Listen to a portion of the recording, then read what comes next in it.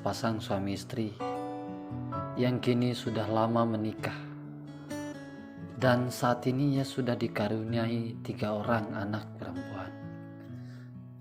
Suaminya kerja sebagai seorang kuli bangunan, sementara istrinya sebagai penjual es keliling. Begitulah mereka mengais rejeki untuk menjalani rumah tangganya dan mempertahankan hidup mereka berempat. Kedua pasangan itu kami samarkan namanya. Sebut saja ia bernama Pak Eko dan Bu Risma. Namun sebelum lanjut kisah ini, kami ingatkan kepada sahabat semuanya agar nantinya dijadikan pelajaran semata. Dan jika ada nama yang sama, itu hanyalah suatu kebetulan saja.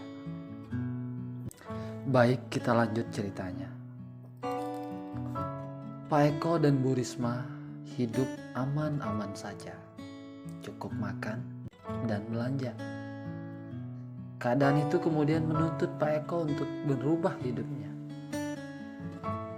Tak lama kemudian, ia bertemu sang kawan lama bernama Gilang, yang saat itu sedang menjadi seorang pengusaha yang tergolong kaya raya.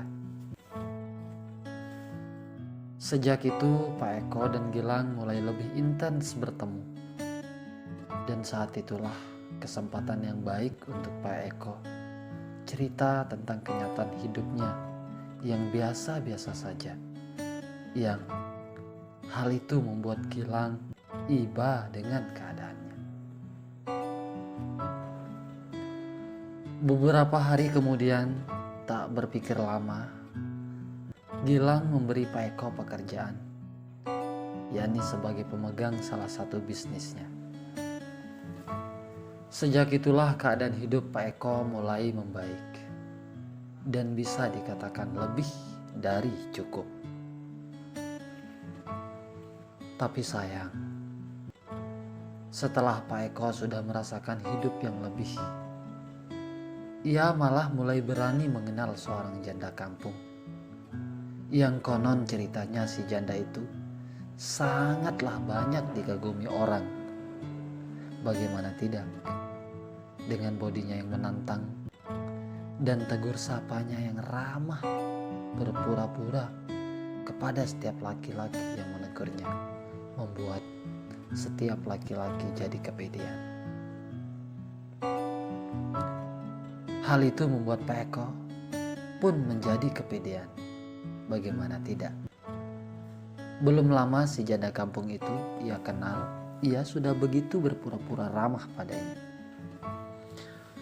Hingga seiring waktu berjalan, perkenalannya dengan janda kampung itu semakin dalam. Hingga membuat perhatian Pak Eko pada anak dan istrinya mulai menurun. Hal itu disebabkan karena bayang si janda kampung itu selalu menghantuinya. Dan tak jarang ia larut dalam lamunannya sendiri. Beberapa minggu kemudian, Pak Eko diam-diam mendatangi si janda itu sendirian dengan membawakannya apa saja yang ia minta. Hingga waktu silih berganti, si janda itu harus tahu status Pak Eko yang sudah beristri.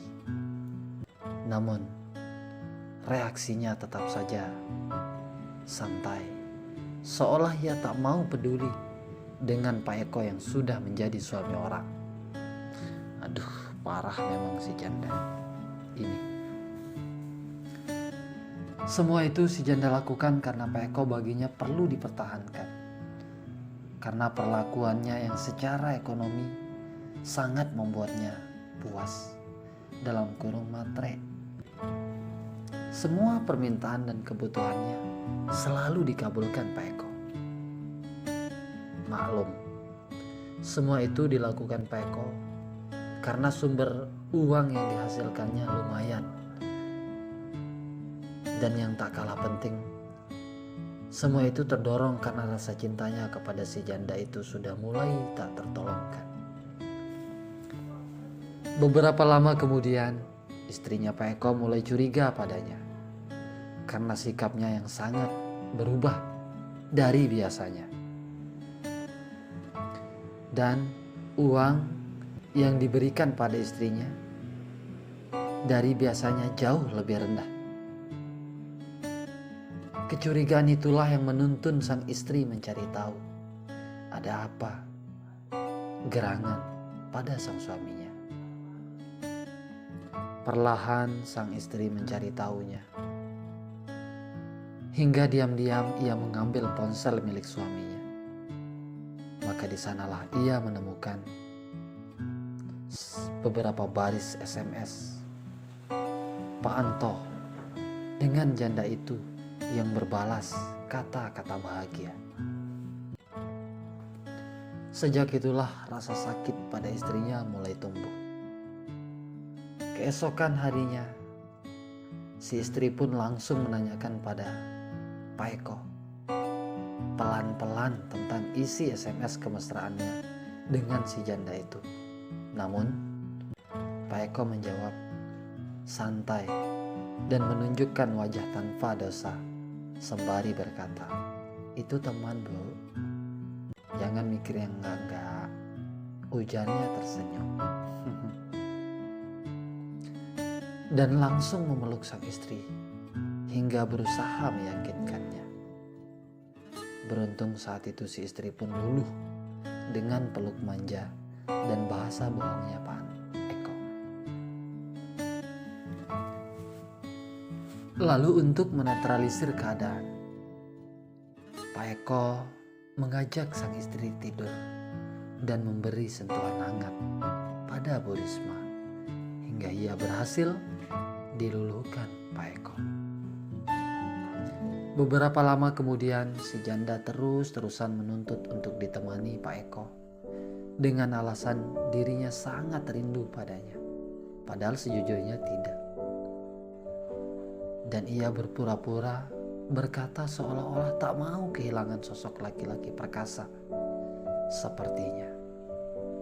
Panggilan cinta itu yang membuat Pak Eko menjadi hilang kontrol, bahkan lupa akan anak dan istrinya.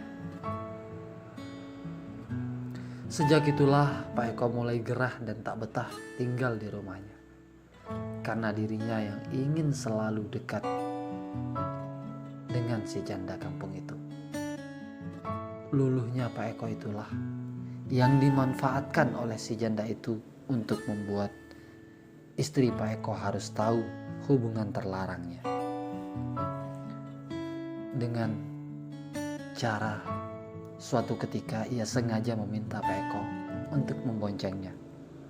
Dan lewat dekat kampung Pak Eko hingga si istri tahu bahwa Pak Eko sudah terlena pada si janda kampung itu. Tak lama setelah itu, Pak Eko dan Bu Risma bertengkar serius. Bahkan saking jengkelnya, Bu Risma sampai meminta cerai.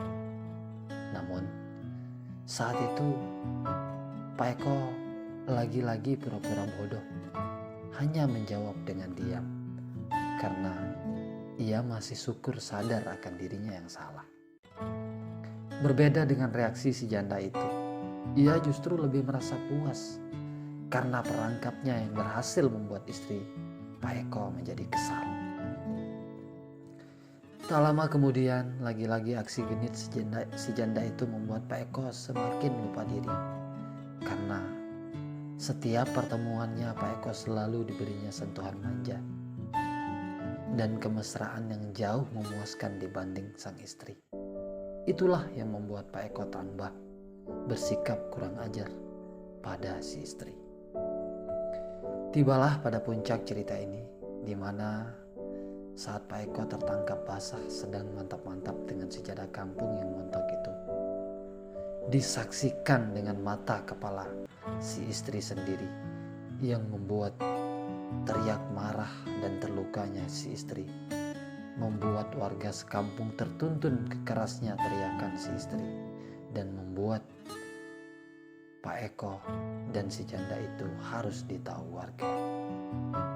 Berakhirlah kisah Pak Eko dan si janda kampung itu dengan sebuah penyelesaian berakhir pada perceraian dan keduanya dihukum oleh warga sekampung. Sampai di sini kisah yang bisa Gerbang Hidup kami tayangkan. Pesan moral yang bisa kita ambil dari kisah ini adalah bagaimana kita menjalani rumah tangga kita, bagaimana kita mengingat akan jasa daripada pasangan kita, dan jangan mudah terlena oleh rayuan dan bujuk rayu wanita-wanita di luar sana.